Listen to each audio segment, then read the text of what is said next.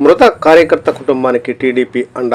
నంద్యాల జిల్లా బండి ఆత్మకూరు మండల పరిధిలోని ఏకోడూరు గ్రామానికి చెందిన నాగేష్ 2 సంవత్సరాల క్రితం ఆటో డ్రైవర్, తెలుగుదేశం పార్టీ కార్యకర్త అనుకోకుండా మృతి చెందారు. ఆయనకు 3 చిన్నపిల్లలు ఉండగా కుటుంబానికి ఆస్తిపాస్తులు ఏమీ లేకపోవడంతో వారు తీవ్ర ఆర్థిక ఇబ్బందుల్లో జీవిస్తున్నారు. ఈ విషయం తెలుసుకున్న ఏకోడూరు టీడీపీ నాయకులు ఒడ్డు మధుసూదన్ రెడ్డి ఆధ్వర్యంలో ఈరోజు మృతుని కుటుంబానికి అవసరమైన సహాయం అందజేశారు. మృతుని భార్య వరలక్ష్మి, తల్లి పకీరమ్మను కలిసి వారికి అండగా నిలిచారు. ఈ కార్యక్రమంలో దేరెడ్డి శ్రీనివాసరెడ్డి 5,000 రూపాయల నగదు అందజేశారు.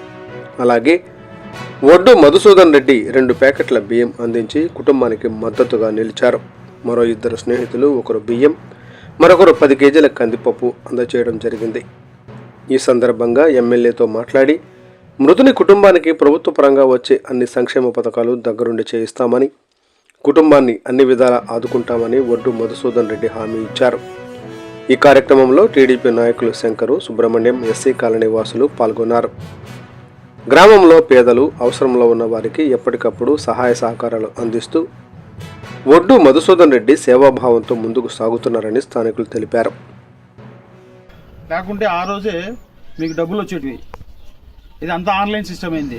సరే, మా వంతు మేము ఏంటంటే కొత్త కుటుంబానికి ఆసరా అనేది ఉండాలా.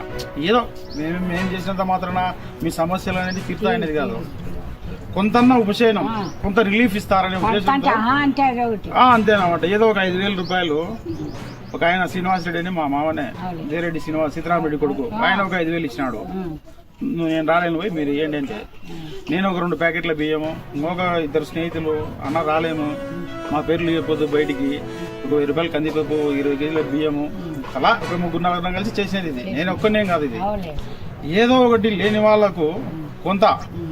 ఇప్పుడు కంప్లీట్ ఉండే వాళ్ళకైతే మనం చేయలేము, కొంత లేని వాళ్ళకు, బీద వాళ్ళకు, భర్త లేడు, చిన్న వయసులో చనిపోయాడు, చిన్న పిల్లల కోసం. ఎందుకంటే 3 పిల్లలు మేము అప్పుడే చేయాల్సింది. ఏదో ఒక్కరు నా వల్ల కాదు, కొంత చేస్తే కొంతన్నా వాళ్ళకు 2-3 నెలల కుటుంబానికి గడవాలా. అందుకని పిల్లలకు కూడా ఏదైనా చదువులకు కానీ, ఇంకా నెక్స్ట్ ఏదో నా వంతు నేను వాళ్ళకి ఏదైనా బిల్డింగ్ లోన్లు కానీ నెక్స్ట్ ఎప్పుడన్నా వస్తే అదే ఇల్లు కూడా ఖచ్చితంగా ప్రభుత్వ బిల్డింగ్లు ఇప్పిస్తాము. ఖచ్చితంగా ఎమ్మెల్యే దగ్గరికి మాట్లాడి వీళ్లకు బిల్డింగ్ అనేది ఖచ్చితంగా ఎటువంటి పరిస్థితుల్లో ఈ గవర్నమెంట్ లోనే వచ్చే సంవత్సరమే శాంక్షన్ చేపిస్తాము.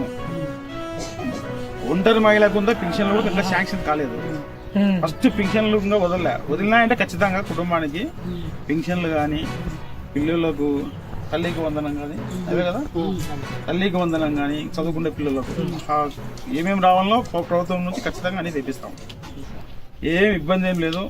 వచ్చే సంవత్సరం జూన్లో మళ్ళీ చదువులకు ఏదైనా బుక్స్ కానీ మా వంతు ఏదో కొంత కంప్లీట్ గా పూర్తిగా ఆదుకోలేము. ఎవరైనా మనకు ఎంతో కొంత మాకు చేదైనంత మానవత్వంగా, మేమే కాదు ఎవరు చేసినా పర్వాలే. ఇప్పుడు నేనే చేయాలని రూల్ ఏం లేదు దీంట్లో. కొంతమంది ఏమంటారంటే ఏదో ఎలక్షన్లకు నిలబడతారంట, అదంట ఇదంట, అవన్నీ ఒట్టి మాటలు. దానికి దీనికి సంబంధమే లేదు. ఎవడో నెత్తిలేని సన్యాసులు కూర్చుంటారట. ఎలక్షన్లు ఎప్పుడైపోయినాయి? ఇప్పుడు ఎలక్షన్లు కూడా లేవు కదా. సెన్స్ లేని మాటలు మాట్లాడతారు కొంతమంది. అవన్నీ పట్టించుకోవాల్సిన అవసరమే లేదు. ఎవరైనా రావచ్చు, సంబడి ఎల్స్. ఎవరు వచ్చినా దాతలు ఆదుకునే వాళ్ళు రావచ్చు. ఇప్పుడు విజయవాడలో వరదలు వచ్చినాయి, మన ఊరు నుంచి 2,50,000 రూపాయలు వసూలు చేసి ఇచ్చినాం. విజయవాడ ఎక్కడ, మన ఊరు ఎక్కడ? అన్నానికి లేక ఇబ్బంది పడుతుంటే అక్కడ వాళ్ళు నీళ్ళు వచ్చి మునిగిపోయి మన ముందు సాయంగా, మన ఊరు సాయంగా చేసినాం. అట్లా ఏదో ఒకటి రాజకీయ పరంగా చేయట్లేదు, ఇవన్నీ మానవత్వంగా చేసినవే ఇవన్నీ. ఇప్పుడు కూడా ఎవరైనా రమ్మనండి, ఏం ఇబ్బంది ఏం లేదు. ఇప్పుడు మనకు కావాల్సింది ఏంది?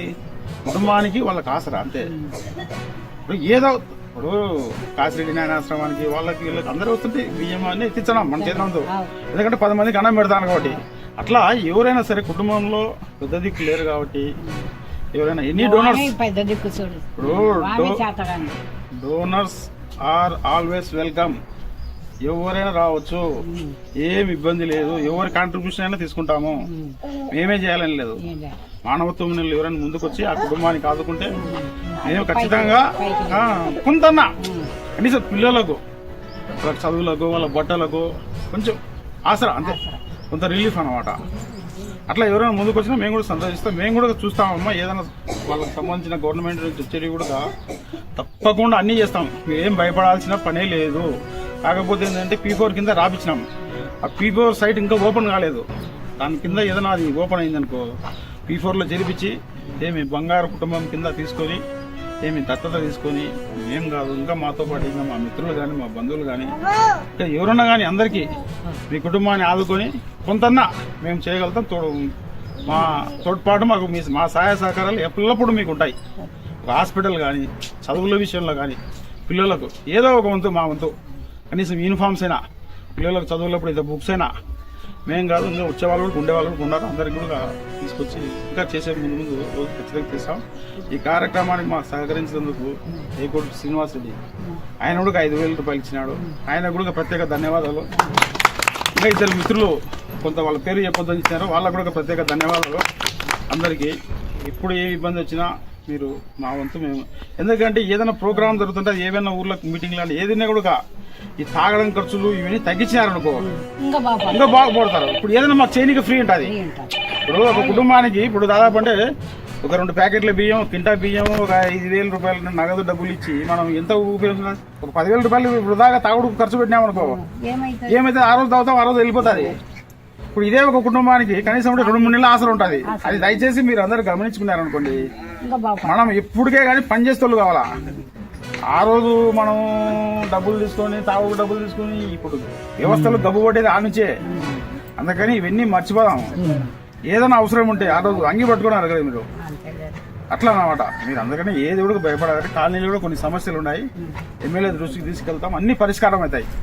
ఎందుకంటే ఎమ్మెల్యే గారు కూడా మన గ్రామం అంటే ఆయనకు చాలా ప్రేమ. మన గ్రామం అంటే ఎందుకంటే మొదటి నుంచి ఇక్కడ గ్రామంలో మన ఎలక్షన్లలో మెజార్టీ వచ్చింది కాబట్టి మొన్ననే ఆల్రెడీ 10 లక్షల రోడ్లు ఇచ్చినాం, ఇంకా 10 లక్షలు శాంక్షన్ చేసినారు. ఇక్కడ కూడా కొన్ని డ్రైనేజ్ సమస్యలు ఉన్నాయి, అవి కూడా ఎమ్మెల్యే దృష్టికి తీసుకెళ్దాము. తీసుకొచ్చి ఖచ్చితంగా అన్ని చేస్తామమ్మా. కొంచెము ఇప్పుడు ఒకటేసారి అన్ని కావు, ఒకటే రోజు ఏది కాదు. ఒక టైంలో ఇప్పుడు అక్కడ ముస్లింపేటలో ఇప్పుడు శాంక్షన్ ఉన్నాయి, నెక్స్ట్ ఈ కాలనీకే ఖచ్చితంగా ఎమ్మెల్యే దృష్టి కూడా మీరు కూడా రండి, అడుగుదాం, చేస్తాడు ఎమ్మెల్యే. ఎందుకంటే ఎంతో మందికి సీఎం రిలీఫ్ ఫండ్ ఇస్తున్నారు కదా.